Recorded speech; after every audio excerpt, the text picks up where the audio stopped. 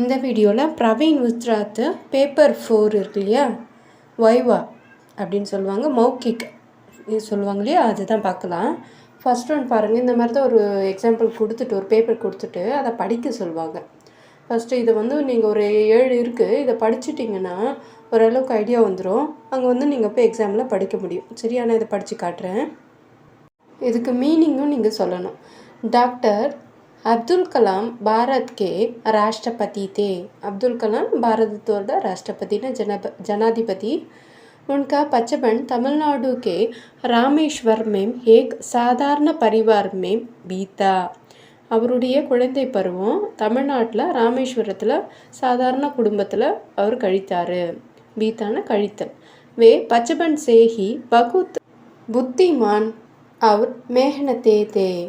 அவர் சின்ன வயசுலேருந்தே ரொம்ப புத்திசாலியாகவும் கடின உழைப்பாளராகவும் இருந்தார். आपको अपनी माता पिता और गुरुजनों के प्राप्ति बहुत श्रद्धा थी. அவர் அவங்க அப்பா அம்மா குரு ஆசிரியர்களுக்கு ரொம்ப மரியாதை கொடுத்தாரு. उनके कॉलेज की शिक्षा चेन्नई की अन्ना विश्वविद्यालय के MIT कैंपस के वायु विज्ञान क्षेत्र में हुई थी. அவர் காலேஜ் படிப்பை शिक्षा படிப்பை சென்னையில் அண்ணா விஸ்வவித்யாலயனா அண்ணா யூனிவர்சிட்டியில் MIT கேம்பஸில் வாயு விஞ்ஞான ஏரோநாட்டிக்கல் சயின்ஸு க்ஷேத்திர அந்த பிரிவில் சேர்ந்தார். वे भारत के ISRO में एरोनॉटिक्स में अंतरिक्ष जहाज के क्षेत्र में सेवा करते थे. அவர் இந்தியாவோட ISRO இஸ்ரோ இருக்கு இல்லையா, இஸ்ரோவில் டிபார்ட்மெண்ட்டில் ஏரோநாட்டிக்கல் ஃபீல்டில் விண்கலத்துறை, ஜஹாஜ்னா விண்கலத்துறையில் ஒரு சேவை ஒர்க் பண்ணார், பணியாற்றினார். वे भारत के प्रस्तुत वायु विज्ञानिकों के एक है. அவர் புகழ்பெற்ற பாரத விஞ்ஞானிங்க இருக்காங்களே ஏரோநாட்டிக்ஸ், அவர் அதில் இவரும் ஒருவராக இருந்தார். भारत के प्रगति पर उनकी निष्ठा देखकर उनको राष्ट्रपति चुना गया. பாரதோட முன்னேற்றத்திற்கு அவருடைய விசுவாசம், அவருடைய ஈடுபாடை பார்த்துட்டு அவரை ராஷ்டிரபதியாக தேர்ந்தெடுத்தாங்க. आम जनता की उनका जीवन ही एक प्राण का क्षेत्र था. சாதாரண மக்களுக்கு இவருடைய வாழ்க்கை ஒரு உத்வேகமான ஒரு கதையாக இருக்குது, ஷேத்தாயபாக இருக்குது.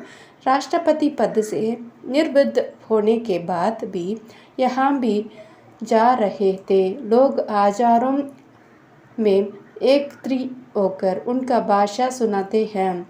இவர் ரிட்டையர் ஆன பின்னாடும் ஓய்வு பெற்ற பிறகு கூட இவரோட வார்த்தைகளை கேட்கறதுக்காக ஆயிரக்கணக்கில் மக்கள் கூட ஆரம்பித்தாங்க. இது ஒரு வழக்கமாக இருந்தது.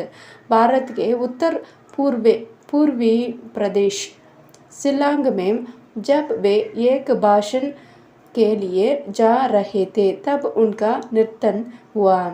அந்த மாதிரி தான் வடகிழக்கு இந்தியாவோட வடகிழக்கு பகுதி ஷில்லாங் இருக்கு இல்லையா, அதுக்கு போகும்போது அந்த பாஷன்னா அவர் ஒரு உரையாற்றுறதுக்காக போகும்போது அவர் இறந்துடுறாரு, உயிரிழந்தார்.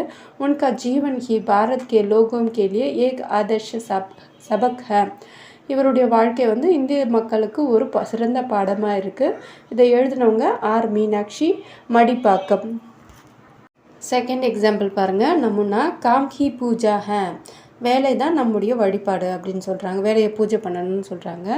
ஹம் சப் விபின்ன காரிய மானவ் சமாஜ் கே லியே சம்மன்னன் கர் ரஹே ஹேம். நம்ம எல்லோருமே பல்வேறு விதமான காரியங்களை செஞ்சு மாணவ சமாஜ்னா சமுதாயத்திற்கு, இந்த மக்களோட சமுதாயத்திற்கு சம்பன்னன் பணிகளை நம்ம செஞ்சிட்ருக்கோம். கிருஷக்னா விவசாயி. தின் ராத் குன் பசினா ஏக் கர் அன்னோ உற்பத்தன் கர்த்தே ஹேம். விவசாயி இரவு பகலாக ரத்தமும் வேர்வையும் சிந்தி நமக்காக உணவு தயாரிக்கிறாரு, தானியங்களை விளைவிக்கிறாரு. மஜுதார்னா தொழிலாளி. தின்பர் சகிய பரிக்ஷம் கர்த்தே ஹேம். தொழிலாளர்கள் தினமும் டே ஃபுல்லாகவே கடுமையாக வேலை செய்கிறாங்க. மிக்ஷம் கடுமையாக உழைக்கிறாங்க. பனியா நானா ஸ்தானों से वस्तुओं ला लगाकर गृहस्थों के लिए उपादेय बनाती हैं. கைவினைஞர்கள் வந்து நிறைய பொருட்களை கொண்டு வந்து நமக்கு தேவையான வீட்டுக்கு தேவையான பொருட்களை செஞ்சு தராங்க. உபதை தேவையான பொருட்களை செய்கிறாங்க. शिक्षक ज्ञान प्राप्त कर साधारण जनता को विज्ञान दान देने में निर्धर है.